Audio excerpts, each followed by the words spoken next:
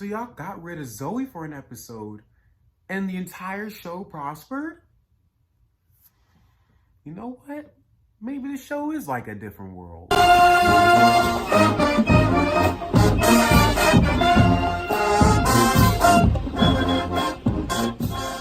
Hey y'all, welcome back to the channel. This is Producer Post, where I talk about Black content and other things. I am your host, Deuce, as always, and today we're doing Aftershow, which means after the show, we're talking about it, and we're doing it for Season 3, Episode 10 of Grownish, Hard Place, which was actually a very good episode. And like I said earlier, I definitely think because since they cut out Zoe, they could focus on their characters and they developed all their episodes. Barely anyone did not get any screen time. Except for Luca, but last episode was in Italy. And who else was about? Oh yeah, Nomi. Nomi's been gone for a while, but her, bro, we lost that white girl. She was replaced by another. Let's talk about it. Before I start talking about the characters and their dramas and stuff, I want you to pay attention to the iCards that be flowing in the videos, okay? I be plugging a lot of my stuff, and I want to make sure you guys are aware of it, and you guys be clicking so y'all can see more of my content. Something else I want y'all to be made aware of is this lovely hoodie, okay? It is from Black Enough. Yes, it is the exact same series that I reviewed recently this year. I mean, actually, that was last year. I'm not getting used to the fact that it's 2021. But yeah, last year I did Outlet episode, which is when I put you on to Black content that you probably never heard of. And Black Enough is a wonderful web series. And so I bought their merch to support them, so y'all should too. That's enough of my plugs. Let's talk about Aaron. First of all, he got arrested. He got arrested? Looks like season 1 Aaron is back and he's better than ever. Well, besides the fact that his haircut isn't back. Hashtag defund, deport, and decommission the rat tail. But yeah, that blew me. That blew me. But you know what? I mean, it blew me. I mean, I'm happy for Aaron for taking a stand, but like, first of all, the Chancellor, you're trash. You're trash. Second of all, the police officer, trash, especially the black one, because he was like, well, I'm not gonna take these flyers down. Sweet, so you might as well arrest me. He said, okay, and he just arrested him. Where's the de-escalation tactics? Where's talking about it? Where's providing alternatives to protest? Why did you have to immediately arrest him? But I'm glad Aaron's taking the stand because, first of all, this is a very serious issue. The school is really trying to make a school-to-prison pipeline by funding private prisons that then fund the school's security, which, you know, a circle, okay? And since they own private prisons, they're going to make money off of that circle. That's something you don't want to throw your butt in, okay? And like I said, I'm glad that Aaron's taking a stand for it because, you know, Aaron has not been really, he hasn't been giving pro-black energy, okay? He's been giving performative. The last big thing he's done was like the mental health thing, but I don't think he really did anything with it besides, you know, raise awareness. I mean, raising awareness is good and all, but what else are you going to do? What do you do? What's the next step? So I thought it was funny that in the beginning of the episode, he called the BSU fake woke when that's the energy he's been giving for like 2 seasons. But whatever. I'm glad to see Aaron is becoming a better character and he's been more written and more interesting. Please stop writing Aaron into what's it called? Romantic arcs that are interesting, okay? Although I do want to learn more about Rochelle and her relationship with him.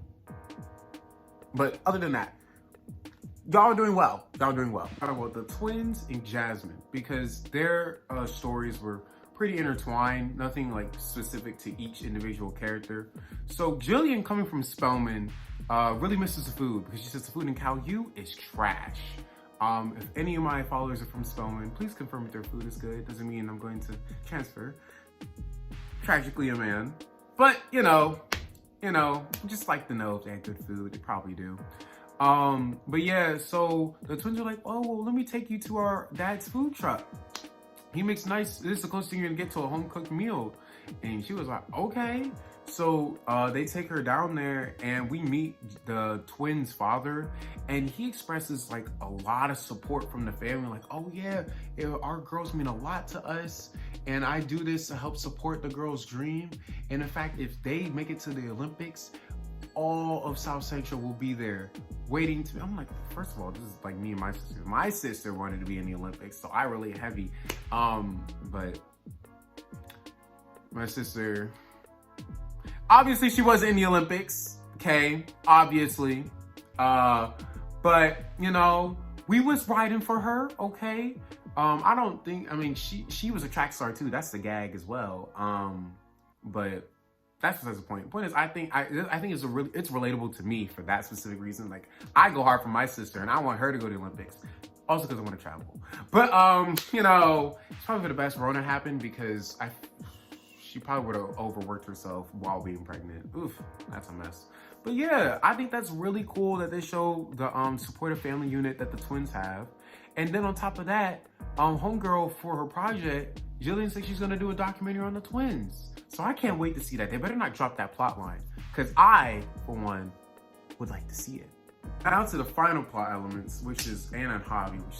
The show tried to make it like the main plot element, but I was way more invested with Aaron, Jillian, and the twins. And yeah, I didn't care too much. I think it's really funny. I think it's hilarious that someone that really paraded herself on traditional values and being Catholic and conservative is surprised that someone is celibate. What? Why is that something that's so surprising? I don't know. But yeah, she is trying to figure that out.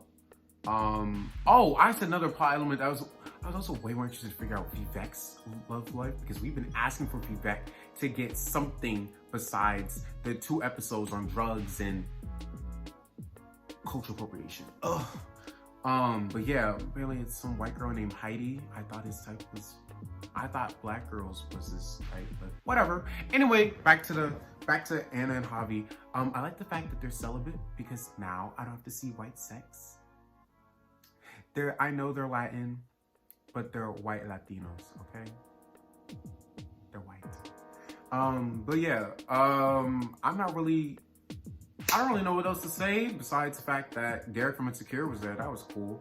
And I think it's cool for people that are celibate to see that representation. But again, I personally wasn't too interested in that storyline. But that's also because I just don't like Anna.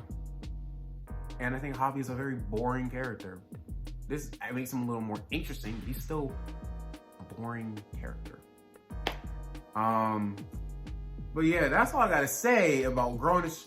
I'm really interested if we can see more about Heidi, or is this whole thing just a joke for Vivek. I'm glad he's getting some, because, you know, oh, I almost forgot. When Doug said, no, he said, why are you always hungry? He said, because I'm not having sex, all right? And then his friend was like, yeah, why do you think I'm husky? They say that it's hereditary, but I know that they're lying. Bro, that whole exchange took me out because I felt it here this quarantine. Anyway, thank y'all so much for watching. This is a great episode. Take Zoe out more. And I will see y'all whenever.